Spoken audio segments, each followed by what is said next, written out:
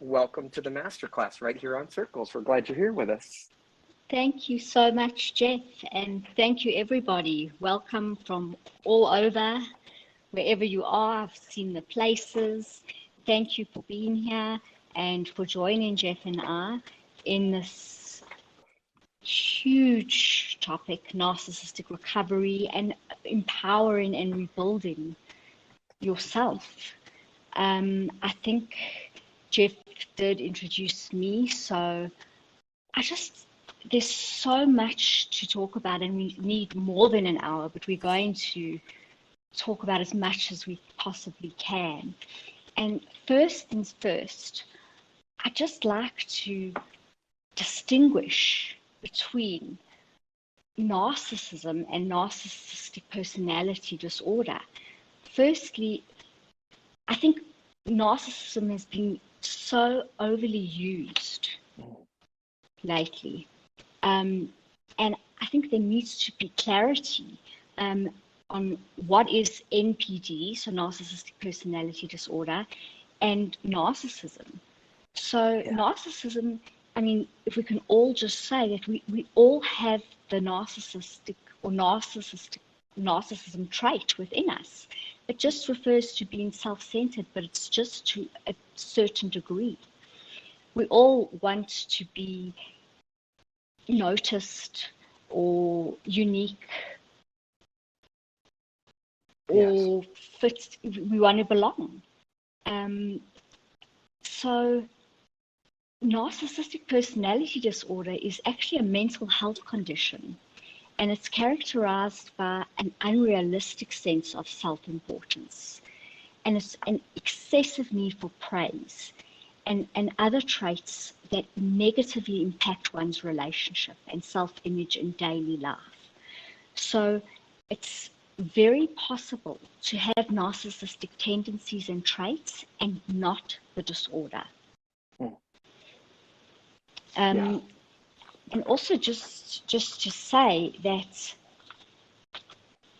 with narcissistic personality disorder, it's, I don't know if you, just to say the DSM-5, it needs to be, you have to be diagnosed by a professional psychiatrist, and you have to meet 5 of the 9 criteria in that manual. So before and I'm not very much one for labels. I don't know about you, Jeff. I totally agree with you, Jacqui. I am not one for labels. Labels are for cans, not humans, as I always say. So. Right. So just, with that about narcissism and narcissistic personality disorder, just to bear in mind, when you're talking about somebody, not to throw the term around easily, just to know what you are dealing with. And a person doesn't necessarily have to be have a narcissistic personality disorder. They could just have a narcissistic traits. Does anyone have questions regarding that? I can give some examples of persons with narcissistic tendencies in comparison to persons with narcissistic personality disorder. Yeah. I wondered if you could do us a favor, and we've already got a hand in the air. Yes, I see. Hang on just one second. Let me see if I can. My app doesn't seem to be working that well. Angela, please go ahead and unmute yourself, and then just a moment, hold your question. Jacqui, after we get our guest to share her question with you, I wanted you to back up a little bit and tell us how it is that you got involved in this specific topic. I'd like our guest to learn a little bit more about your journey and story. Would you be able to share that after our guest asks a question? Yes, absolutely. Perfect. Angela, you're live on the air with Jacqui and Jeff. Go ahead, ask your question, please. Yes, it's my understanding when you read like Psychology Today or some mental health journals, that they say average of 15%, 10 to 15% of the population has true NPD. However, a lot of mental health professionals suspect that the number is very much higher than that, because people with true NPD typically don't seek counseling or even acknowledge that they are narcissistic. So how are we actually getting the stats? If the stats are based on people who go to treatment, right? Or there's got to be some documentation process. Well, yes. I think what you're saying is correct. I think people with true NPD don't acknowledge that there's anything really wrong with them. So they're not really open to therapy, or they're not as self-aware to seeking help. So what you're saying is very true. So the stats are lower, much lower than what they should be. Yeah. Would you say, Jacqui, that that's probably, thank you so much for your question, by the way, Angela. Would you say, Jacqui, that that's probably the case with most, when I say diagnosis, I'm talking about deep interpersonality disorders that someone really doesn't know they have. They're not aware with it. They just act only in the way that they know from the inside out, and they probably are very volatile against people who say they have it, because are they truly from a and I don't want to get too deep, but I'm thinking from a psychological standpoint, do they really know it? Until they finally become aware of it, they might not even know that they have that. We know it because we label them, but I'm not sure they know it because they're the inside looking out, right? Right. So exactly. So usually, true narcissists will end up in therapy for a secondary diagnosis, maybe for substance abuse or for something unrelated, and then it will come out in therapy that they have narcissistic tendencies, or so it won't even be for that cause if they land up in therapy at all. And you'll find, and I'll go into the what you're asking, but clinicians, and you'll find that clinicians and partners of, I'll say the different types, but of grandiose, or when they do get a narcissistic client, don't like to confront them too much, because they're afraid that if they lean on them, or that they'll blow up, or they'll leave the therapy, or they'll fall apart, and of course it'll be your fault. Yes. So there's always that fear. Yes. And like you said, the awareness, and how I got into it, which is, I think it's all about also, there's narcissists have very low self-esteem underneath all that armor, believe it or not. Yeah. So when we look at a diagnosis, a clinical diagnosis, and I don't want to go too deep here. I don't want to lean into too much of the clinical aspect, but what I'm asking for maybe is a delineation between what would be considered a diagnosis, somebody that has a personality disorder, versus somebody who has narcissistic traits or behavior. Because I think, friends, would you agree in the house tonight that we human beings, we love labels. We love, please hear my heart. I'm not trying to be judgmental, but it seems like we gravitate towards something that we can identify with. And when we don't know a temper or a self-centeredness, if we didn't know those labels, if we didn't have any understanding, nobody would have called it anything. Would we have recognized it as this title that we are now, that's a very hot topic, very popular, of a narcissist? So, Jacqui, I wonder if you could do us a favor again and just kind of delineate between what would be considered a personality disorder and what would be considered just somebody experiencing those traits. Does that make sense? Yes, absolutely. So to be diagnosed with NPD, a person's narcissistic traits must impair their normal level of social functioning. So it must impact their identity and their ability to have healthy relationships. So their behaviors will be, and their attitudes will be completely inflexible, and there's no motivation to change them. So as I think Angela was saying, they may not even recognize that they are problematic. So in contrast to someone who has narcissistic traits, but not the disorder, they may occasionally exhibit the behaviors and attitudes without significant functional impairment or distress. And they'll be more aware of their tendencies and open to changing them. Yeah. So when we just talk just randomly, when somebody has narcissistic behavior tendencies, give us an idea what that looks like. How does a person who would have tendencies or symptoms, for lack of better words, of narcissism, what would that look like? How would they sound? What would they say? Give us some examples, can you? So a person with narcissistic tendencies, a narcissistic tendency in that aspect could actually be positive, believe it or not, in the sense that it could be motivating, that they could do well it could drive them, and they could believe that they are like the best and be competitive in a work or school environment, for instance. Whereas a narcissistic personality disorder it's completely negative. It would be, it impairs their life, their behaviors. They're not open, they're not willing, it lacks self-awareness, they can't develop relationships, they're completely black or white. There's no room for any kind of, they're rigid.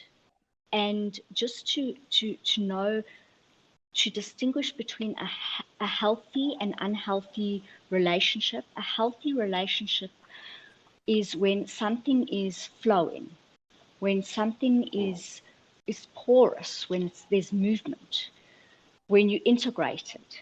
When something is not healthy anymore, it's rigid and it's chaotic, or both. Yeah. So it becomes disintegrated. Yeah. And going back to what you were saying, that comes with a lot of unresolved emotional traumas. Yes. And yes. when we're looking at the causes that develop narcissistic personality disorder, it's not entirely understood. It's ongoing research, but it is thought to be related to a combination of different factors like childhood trauma, genetics, and the environmental, a person's environment and their upbringing. Yes. Yeah. That strikes a chord with me. Anybody else tonight listening? It strikes a chord with me because it appears that personality diagnoses, and I'm not a psychologist, I'm really not, I'm not a clinical psychologist, I don't hold that degree. I'm 58 years old, I've lived a lot of lives, I feel like I've lived 1,000 of them over and over, Jacqui. But being with people at the most difficult times in their lives, I think we can trace what medicine or science says as X diagnosis. We can trace a lot of that back to something that happened to the human soul or the human spirit. They were violated, they were traumatically impacted in some way. And would I be correct to say, even with a narcissist, that they've had unresolved issues that are deep-seated in their soul, and that could be why they're acting out the way they're acting out? Yes, did I say that right? Yes, I think you definitely hit the nail on the head. And I think the importance of why I wanted to distinguish between narcissist tendencies and narcissistic personality disorders, because people that get involved in relationships with narcissists often question themselves and say, but I don't know if this person is a narcissist.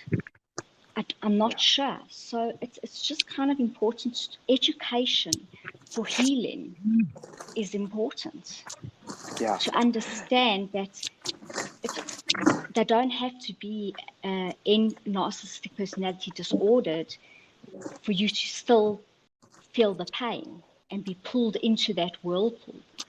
Yeah. And you yourself, for survival in the relationship, may actually become a bit narcissistic to yourself to survive.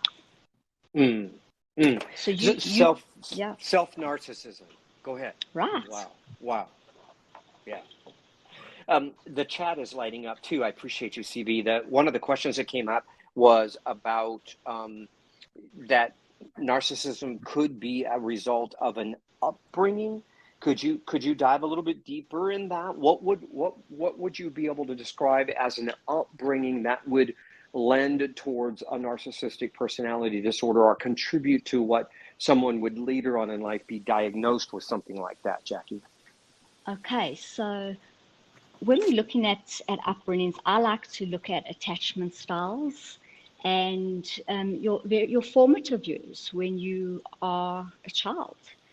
And, you know, when you're with your caregivers, how it affects you and how it then affects your later relationships, how you will be affected and your later development. So yes. I don't know if anybody is aware of what their attachment style is, but I mean, I can go over it. And there's the secure attachment, and then there's the 3 avoidant attachment styles. There's avoidant anxious, there's avoidant insecure, there's avoidant there's avoidance. Oh, wait. That's okay. Disorganized. Take your time. Avoidant disorganized. And there is avoidant insecure. So yes. if any, and it's so, if people can come from the same family and experience, well, all experiences are unique, but you can result in different attachment styles. Yeah. Because your perception is different of each experience that you develop. So okay, I see Lily said there, I'm preoccupied, anxious attachment. Yes, I just saw that as well. Saw that as well. Lily, yeah, I love it. I love it. Friends, I want to invite you for a second. Take a journey with me. And I see your hand, Angela. Just hang on just a second. I appreciate you so much. I want to get to you. I want to take you on a journey for just a half a second. And Jacqui, chime in here. What if you did not live in a society that told you who you were? What if you didn't live in a society that told you what you were? What would you be if you didn't have the idea of who you think you are? It's a more rhetorical, but I just invite you to sit in that for a second. Yes, we were born into this world. I don't know if we had a choice or not. I'm believing that sometimes we live 1,000 lifetimes to figure it out. But let's say we didn't have a choice. The chat is lighting up about, I'm coming into this world, but now I'm born into an environment. And before that environment got its hands on me, I had a way of being, I had a way of feeling, I had a way of thinking. And all of a sudden now I'm engaging and interacting with my environment. And now truly from people who bore me, therefore they should love me, therefore there should be some attachment to them. But every time I get close to them, I could experience trauma, I could experience rejection, I could experience all this stuff. Hence my question before is, who would you be if none of this quote unquote stuff would have ever happened to you? And then you fast forward humanity and evolution, and now we have a label and a diagnosis and a group, and pardon my expression, but a t-shirt for all of it as well, because we crave identification. right, Jacqui? We crave to know. So I'm wondering, friends, tonight, and just, I don't know why this has been deep in my heart since you and I had a pre-call, Jacqui. It's been deep in my heart. For me, everybody else, I pray that you find your own journey. But for me, I want to know who I am before I knew who I was, so that I can go to work on me, and then that maybe helps empower me to let go of this other part of me that wants so much to identify with something, so that I can call myself something. Does that make sense? It's for me, it's all about identification, right? It really is, because I think you lose that sense of self. Yes. And part of the healing process, the healing within, is finding your sense of self. What is it that you want? Yes. And what wound do you need to heal?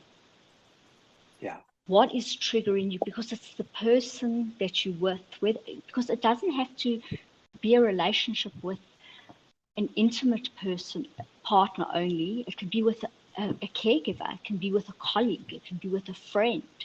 So what are they? It's their stuff. They projecting their stuff onto you, their insecurities onto you. Yes. Yes. So what inside of you is that pulling at? So it's all about self-compassion. And so it's about recovering and the steps of recovering. So you've got to acknowledge that it's not you. It's not about you. Yeah. Yeah.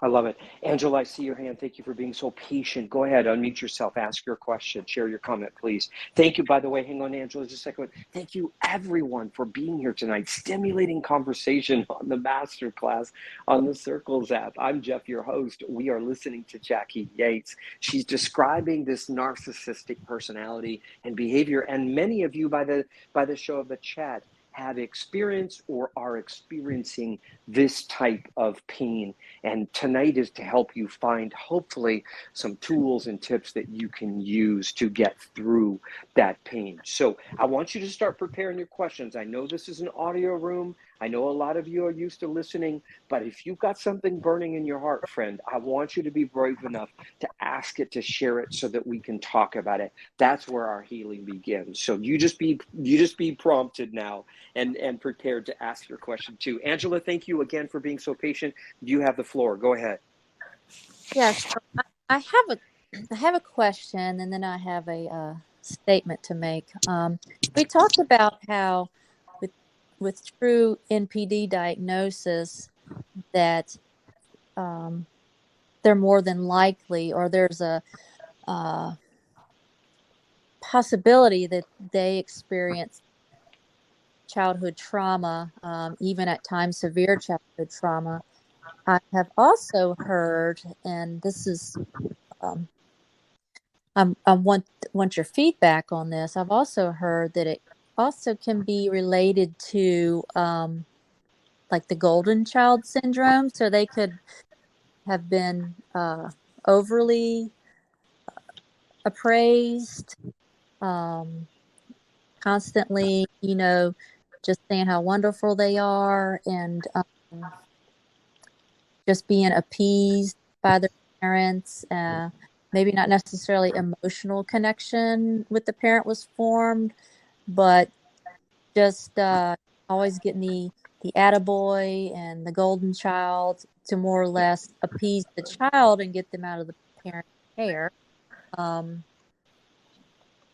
Also, Yes. a statement that I want to make is, oh, wow, it weighs heavy on my heart, that people with true NPD, I understand that there's not a lot of great potential for them to change, very difficult to change. One reason is because they don't seek help, but even if they do seek help, I've heard that very seldom that they change. And with that, I know how we put labels on NPD and we talk about how horrendous they are. And I know that they do cause a lot of destruction in people's lives. I've been impacted by it. Even though I've been impacted by it, recently I had in an engagement due to it, which broke my heart. But at the same time, I'm super empathetic to that person's plight. I mean, if they themselves had significant childhood trauma, you can't help but, I mean, it's no different than saying this person has anxiety, this person has depression. They're all labels, right? Whereas someone with anxiety and depression may not go on to treat others cruel or impact their lives in a detrimental way necessarily. It's still a mental health issue. And I just want to, for me, while we deserve respect and we don't deserve the abuse, I still feel that, be empathetic towards the person. Yeah. Yeah, I appreciate you so much, Angela. You make me think, Jacqui, before you comment, you make me think, Right. Angela, I was listening to an interview with Oprah. Oprah was doing an interview with a multiple life sentence prisoner. I mean, we're talking about confined to solitary confinement for the rest of his life. Heinous crimes, we wouldn't be able to even begin to express what he did. Here's the point of all of that. You said something about, can that person change? Here is a person that spent his life destroying other people's lives, brutally destroying other people's lives. While he was in prison, solitary confinement, something happened in this person's life where he described living in a 4x5 cell 23 and a half hours a day drove him nuts at first, and then beyond the nuts version of himself, he found a place in himself that he never knew existed. That was a deep inner place where he was able to meet with himself every single day.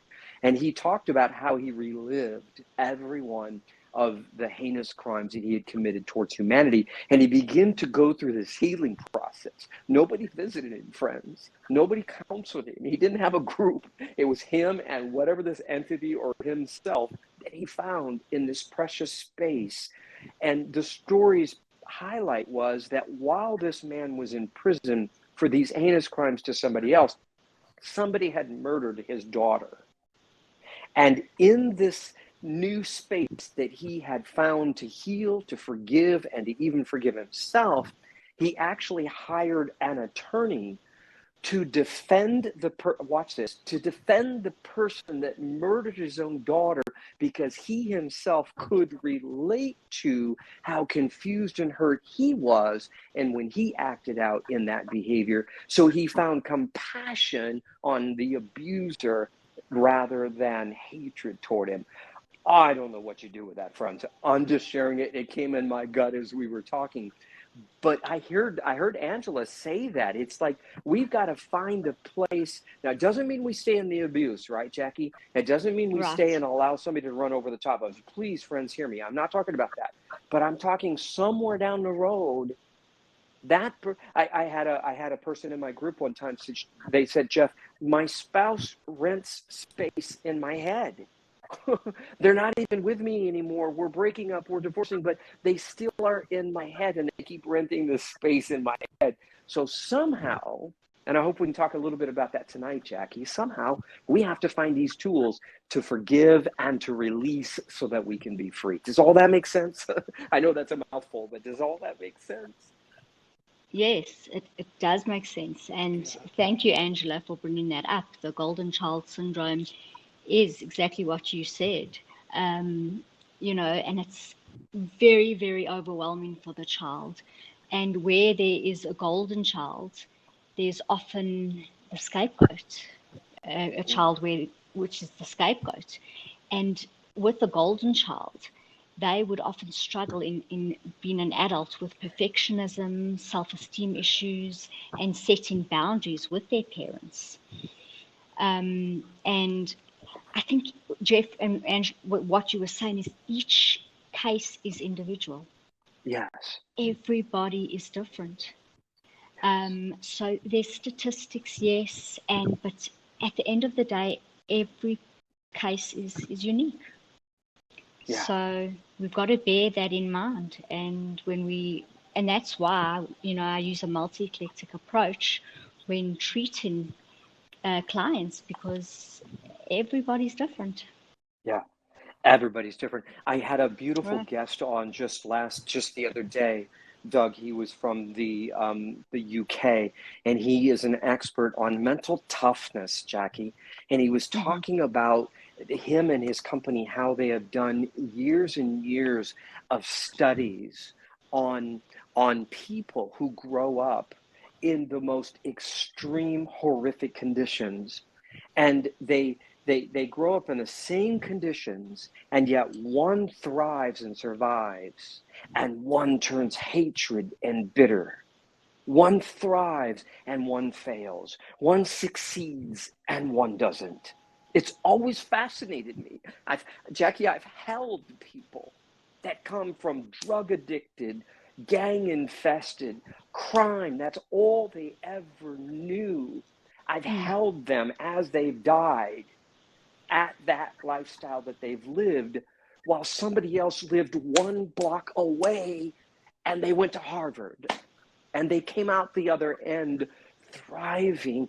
I guess that's where my heart is at too, Jacqui. I hurt for our people who are on circles, because sooner or later we've got to make this decision. You ain't doing this to me. You've just done this for me. And I thank you from the bottom of my heart for treating me like bleep, because you have empowered me to rise above this and succeed regardless.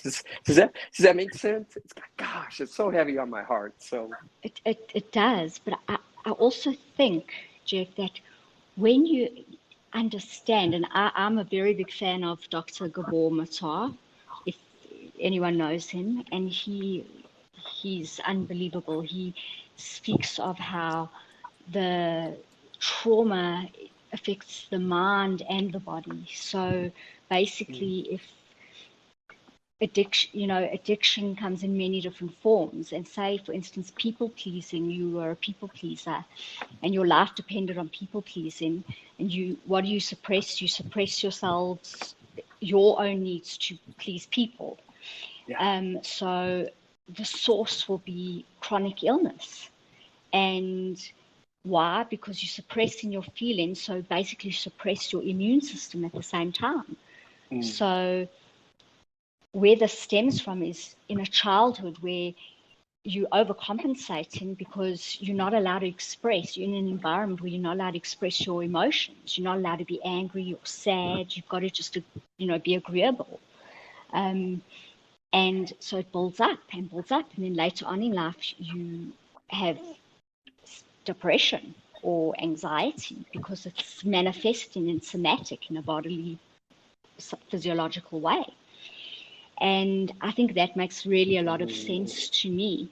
And I think the more you are able to do self work or work on oneself and identify where you come from, what's gone on in your world, and normalize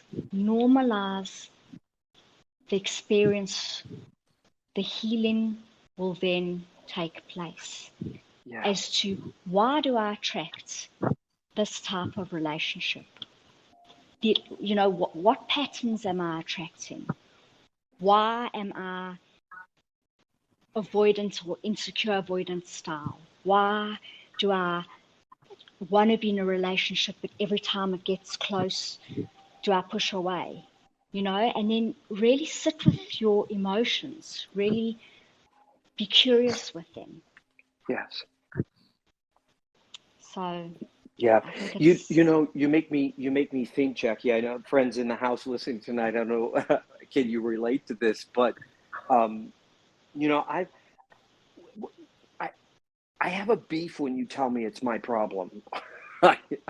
I'm going to contradict myself a little bit because I've been a fan of self-development, personal awareness all of my life, Jacqui. But I've always said I'm really not an angry person. Just don't piss me off, right? and pardon me if I didn't mean to offend anybody with my wordage, but it's that No. I'm not an angry person. But just don't make me mad. And it took me years, Jacqui, years. I remember I had a mentor. I traveled with Jim Rohn, R-O-H-N. Jim is now deceased, but he was the grandfather of the motivational personal development space. Tony Robbins used to work with Jim. I used to work with Jim in the same capacity that Tony did. We promoted Jim's seminars. But I remember Jim having an intimate conversation, and I was talking, at the time I was 27, now I'm 58. And I was talking about life and why I'm not getting ahead, and I can't understand it, and the government and my mom and dad and my money and my job, and I had all these things. And he said, Jeff, okay, I want you to do me a favor. He said, I want you to go home tonight and write down everything, every reason that you believe you're not doing well. And he said, then you bring the list back. We're going to have coffee in the morning. And we were at a seminar together, at his seminar. And he said, we'll look at your list. I said, okay. So I'm furiously, Jacqui, staying up late at night, writing down all the people. I've got all the reasons why I wasn't doing well. So we're back in the morning, and he's looking at my list, and he's an older gentleman, distinguished. He's got glasses down to the tip of his nose, if you can imagine, friends. And he's looking at my list, and he's just going, And then he finally looks up at me, Jacqui. He says, Jeff, I love your list, but he said, there's one problem. I said, what's that, sir? He said, you are not on your list. And I thought, no, Jim. No. It's not me. It's the government. It's my mom. It's my spouse. It's my partner. It's this lack of opportunity. And I went, and he said, Jeff, the major determining factor in how your life works out is you. It was the most revelatory statement he had ever made in my life. And it really helped set me on a course of self-exploration. And it doesn't mean I've been in relationships, been divorced, been, my own story, but it doesn't mean that. But it meant that, Jeff, if I'm going to succeed, I have got to work harder on me than I do in anything else. I want to talk a little bit. I want to shift a little bit. Friends, thank you so much. Thank you so much for the chat. You are lighting it up. I love the conversations that are going on. Someone had something in the chat. I can't find it right now. I don't want to belabor us. Jacqui, you mentioned in our pre-call, and you've sent me some information about the work you do, and you have this emotional, what you call an emotional aid kit. It's essential for coping and recovery. Can we shift a little bit and talk about that? What are some of the things we can do now to start to heal our own heart and to move forward in our lives? Can you help us there? Yes, so an emotional aid kit is like a first aid kit, but it's emotional. You need it to help you get through the heartbreaking, terrifying, terrible time that you go through after the loss of being discarded and devalued, and being in that toxic relationship. So I think there's a lot of different ways, but the first thing is that the acknowledgement that it was an unhealthy relationship is important. And then grieving the loss that you were in a relationship that you were not in that relationship that you wanted to be in. You were not in a healthy relationship. Yes. It's so important to grieve that loss. Yes. And grieve the ideal. And yes, someone said, can your boss be a part of this? Of course, it's not limited to intimate partners. Yes. So to grieve in that situation and just grieving.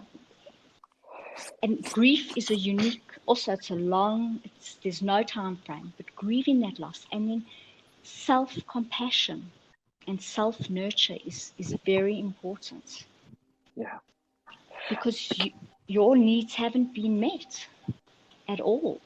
You've probably, and this person has, I think if they've made you believe that everything is your fault.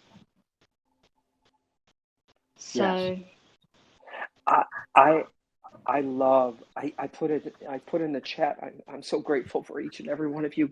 Dang, I wish I could give you each a hug.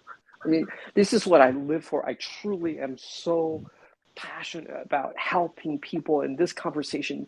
It helps us. I wondered if you could help me. I love, Andrea, if I could just use your name. You're so sweet. I'm tired of grieving. It's been over a year since I left physically, and she's still struggling to move on. You said something just a minute ago, Jacqui, about self-compassion. Come on, can you just coach us for a second? Help me love myself when I feel like shit. Pardon my friends that are listening here, but help me love myself when I can't love myself, because all I do is internally beat myself up, and I keep replaying this stinking movie over in my head that shows me how I messed up, but yet I'm stuck and I can't get out the front door. Anybody relate to the house tonight? Help me understand, how do we do that, Jacqui? How can we start this process? Okay, so, well, let me first just tell you all that you've started the process because you're showing up. Yes. By being here, you're showing up for yourselves. But how can you start it is be a compassionate witness to your experience. Breathing is a beautiful technique to get out of that survival mode, whether it's shut down, whether it's fight or flight. Get into the present state, get into the moment, the now. Try and be a compassionate witness. And what I say is, try and find where the belief was, where you felt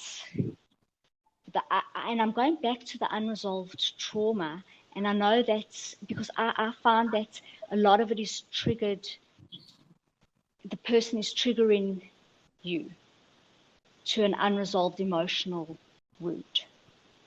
But I think you need to remind, and it can only be resolved, like you're not going to follow the pattern once it is resolved. So be compassionate to yourself. Create a safe space for you. Journaling. Audio journaling, if you don't like to journal. Then make a corrective experience. And this is all based on internal family systems. So if you need to just this is inner child work. If you need to be one with your inner child, hold and hug your child, the adult version of you. Yes. And then release and transform once there is that corrective experience. Yeah. But there's many ways. There's many ways also. Is the positive internal dialogue. Because remember, you've probably had this negative dialogue and words that have been said to you, and shame is one of the most painful emotions that people experience, especially when they're in a toxic relationship. So, and it depends how you internalize it. So, breathing and getting out of that survival mode is so important, coming into the present. Exercise. Acknowledging the things that you do instead of the things that you don't do is so important. Even if you get out of bed. Doesn't matter if you haven't gotten dressed. You got out of bed today. Acknowledge that. Live day for day, moment for moment. Yes. And show up for you. Keep going. Live day for day. And I would like to say, I would want people here in this group to maybe put one thing that they do to help keep them present and help keep them going. Help keep because remember, when you're in a trauma state, your cortisol, your stress hormone, is up. So you need to release serotonin, your happy hormone, to break that down, and exercise does that. So what are you guys doing? Yoga, meditation, even walking, being with nature. Yeah. Doing something that you didn't get to do because you were so busy meeting the needs of this person. Yes. Yeah. I love what Andrea said in the chat. She said someone said the other day to put a picture of yourself as a little child on your mirror and to remind yourself that you are still that little child and to give that child love and talk nice to them. So well said, Andrea. So well said. It's difficult to talk nice to ourselves, isn't it, Jacqui? Sometimes it's very difficult to talk nice to ourselves. It feels like we're lying to ourselves sometimes when we try to talk nice to ourselves. Especially if it's become a learned or conditioned internalized dialogue that we're not worthy. So just even if we, and positive affirmations to repeat something, but even to say, I strive to be lovable, kind, and better. Find something that works for you, that makes sense to you. Like change the neural linguistic pathways in your brain by repeating something that's positive and makes sense for you for at least 21 days in a row. Yeah. You know what I love, sorry, just to interject, is have a gratitude bowl or jar in your home. Write different little notes of things that you're grateful for and kind of stick your hand in it whenever you're feeling a bit down and open it up. And you'll be surprised, even if it's smiling at a stranger, saying something kind to somebody. Great. It's those little things that will pick you up. Yeah. Also, not walking on eggshells. Even that itself is kind of a relief. Yeah. I love what you said earlier, Jacqui, about everybody's journey is their own journey. I don't share my story that much, but I was married young, very young. My mother, any other people that love your moms, they're so wise, but after you do the wrong thing. But she told me that I should never marry the person I was marrying. Long story short, married this person, fell madly in love, had a 3-year-old daughter, and we went to Kentucky because my wife at the time wanted to be in the Air Force. Her father was in the Air Force. She wanted to be in the Air Force. She wanted me to be in the Air Force. So I tried to oblige. I'm in school trying to go in as a second lieutenant, work my way up, etc. It didn't work out. I ended up going enlisted, and while I was in the enlistment process, I went through the physical and found out I was colorblind, Jacqui. Therefore, I wanted to fly a jet. Supersonic flight was my dream as a little boy, but I was taken out of that because I was colorblind. So I grabbed my little family and I moved back to Indiana, where my brother said, come on back, you can stay with me. And I struggled to make ends meet, Jacqui, and day after day, and trying to repair the relationship, trying to make everybody happy. My daughter was 3 at the time. And I remember coming home one time and there was a Dear John letter on the door, and mine just happened to say, Dear Jeff. And it said, by the way, I'm leaving and I'm taking your daughter with me. Well, long story short, she did exactly what she said she was going to do. She took my daughter, moved into her father's house. Her father was a big OSI, Office of Special Investigation person. He protected my daughter in his home, told me I can't see her. And at that time, it was only by the grace of divinity that I did not, grab a baseball bat and do harm to everybody involved trying to get my daughter. Long story short, friends, my ex-wife took my daughter and moved out of the state. The last time I saw my daughter, she was 3. I kept in communication, Jacqui. I sent cards, sent letters, asked for contact. Nothing.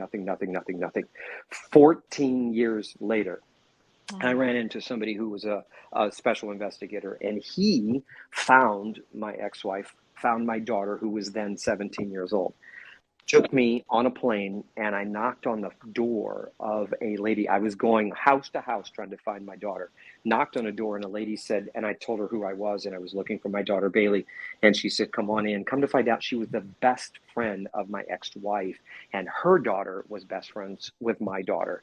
Now we're talking the last time I saw my daughter, friends, she was 3. Now she's 17. Sure. I sat in the house, told my story, etc.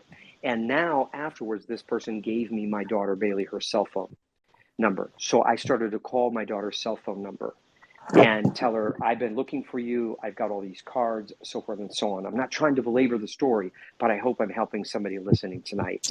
I went through this process of trying to find for 14 years. And then when I finally found, I called and left voicemail after voicemail, Jacqui. And I'll never forget, one time, my daughter never returned my calls.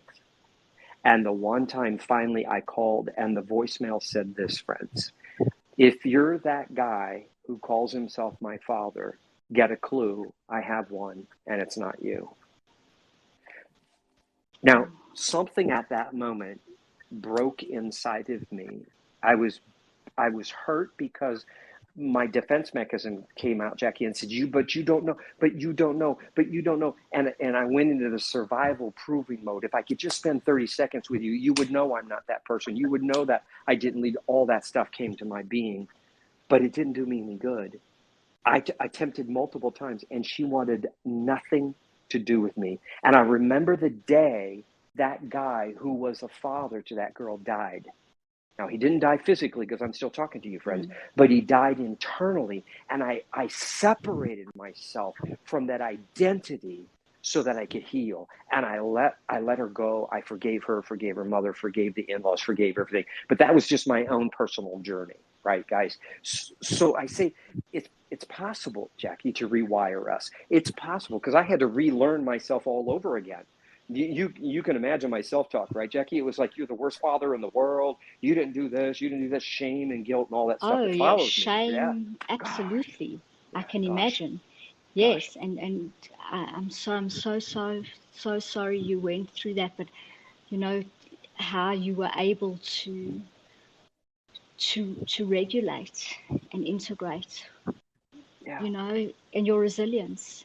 So I don't like to use the word victim at all. I use the word survivor, because I think that's what we do, especially in these kinds of relationships. I also was married and divorced, and he put me up on a pedestal. Those were his words. And the minute I started questioning his behavior,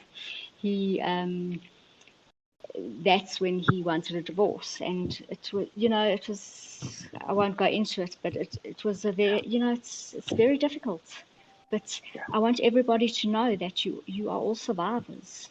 You are resilient. It's hard. It's challenging.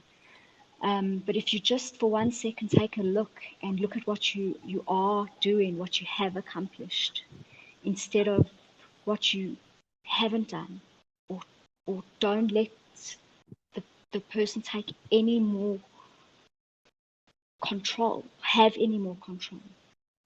Yeah. It's easier said than done, but you've got this. You showed up today. You're showing up. Keep showing up. Yes. Yes. Keep showing up. Friends, I don't know. I'm dropping "keep showing up" in the chat. Keep showing up.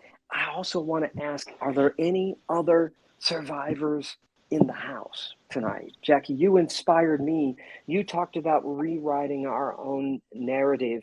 The most powerful statement I think we can say is, "I am." I've always said, whatever follows your "I am," you are. So I just want to challenge you, friends that are listening. I'm writing it in the chat again. I am a survivor. I challenge you. I encourage you to make that your positive affirmation tonight as we get ready to close our room with our special guest. I am a survivor. I just encourage you to put it in the chat, friend. You don't have to know how. You don't have to know the how, but you damn well got to know the why. Because if you can find the why, you can find the how. I've got time for another question. Becca, I'm honored that you were in our room tonight. Thank you. I see your hand.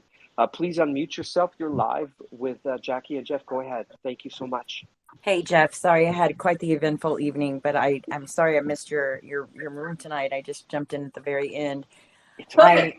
I too don't like to use the word victim. I tell everybody that comes in, I say we are warriors. We are warriors. So yeah, warriors. Becca. Yes. I love it.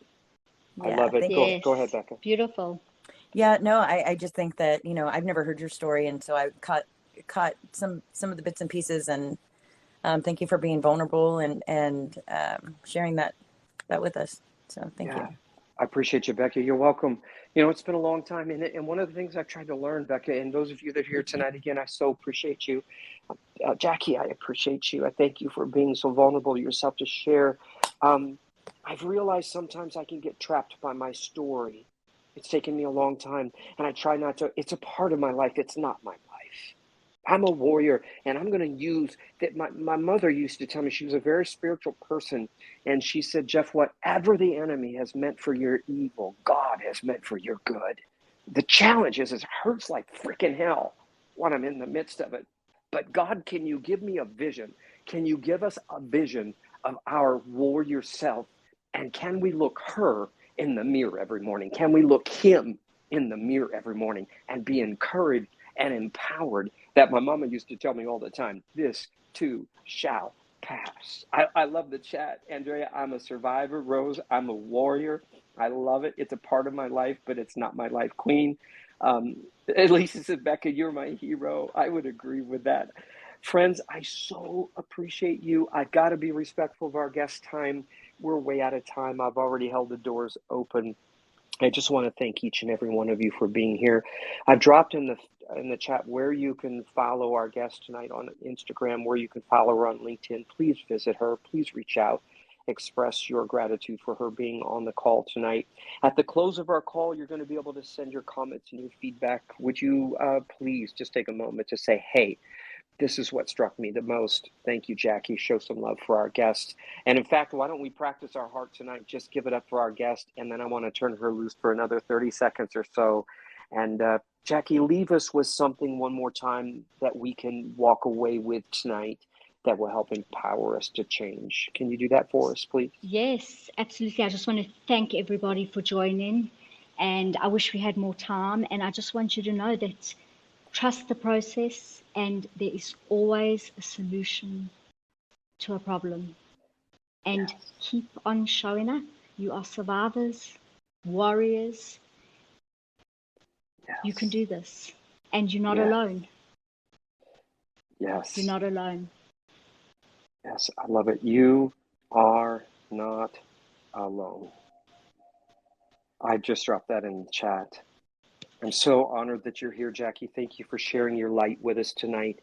Friends, each and every one of you, if I called you all by name, I'd miss, but I'm just seeing Jody and Tiffany and Dan and Selena and Laura and Kay and Audie and Steph and Rose. Gosh, I keep the name and the names. Thank you for being here. Thank you for showing up. You showed up. And would you do us a favor? Maybe even put in the comments, I'm a warrior. What are you going to take from tonight's session? If you like this type of meeting, if I host a meeting, these are the types of meetings I host. If you'd like to know that, just follow me and then you get a notification. Please reach out. Jacqui, tell us a little bit about, you lead groups on Circles, yes? Yes, I do. Tell us a little bit of the times and dates. So if there's somebody here that wants to pop into your room, what date and time do they find you? Can you just tell us really quickly? I lead a few groups. I'm leading one just now, and then at 7 a.m. So it's different time. Sorry, I'm in South Africa, so that's okay. It's 10 p.m. So it's 11 p.m. and then Eastern time, and then 12 a.m. would be Eastern time. I lead a lot of groups. Quite a lot, Jeff. So that's okay. I'm sorry to put not you on the spot. I should have been prepared for that. No, it's okay. They can follow you. Yes, please, absolutely. absolutely. And I wasn't there last week. I was unwell, so I haven't, but I'm back now. So I'm sorry about that. But yes, I'm back. It's okay. So I love it. I I'm back apologize. I now. should have been. You don't have Yes, to I'm back apologize for now. anything. I'm putting that in the chat too. I'm back now. Come on, somebody just heard that. Did you not? I'm back now. I love it. You've been dropping so many treasures on us tonight. Yes, Stacy said we're all warriors, for we endured so much trauma and we are still alive. Stacy, I love you guys. Thank you, everybody. My name is Jeff. I've been your host tonight. Thank you for gracing us with your presence. We love you all. We wish you the very best. You're warriors. Go out and make it happen. We will see you again here on Circles. Jacqui, my new favorite friend, thank you for showing up tonight and sharing your brilliance with us. I hope to have you back again, Jeff. and we'll do part 2. How's that? Fabulous. Thank you so much. You're very welcome. Okay, friends, here's my last thing. Unmute yourself and say thank you. Shout, I'm a warrior. Whatever you want to shout. It's all you. 1, 2, 3, go. Thank you. Thank you. I'm Thank still you. standing, like the song says. I'm still standing. Love yeah, that. Yeah. Come on, sing it. I'm still standing. I love it. I love it. That's all of our time. Good night, everybody. Good night, New York. Good night, South Africa. Good night. Good morning. Good morning. Afternoon. Bye, everyone. Bye-bye, everybody. Bye.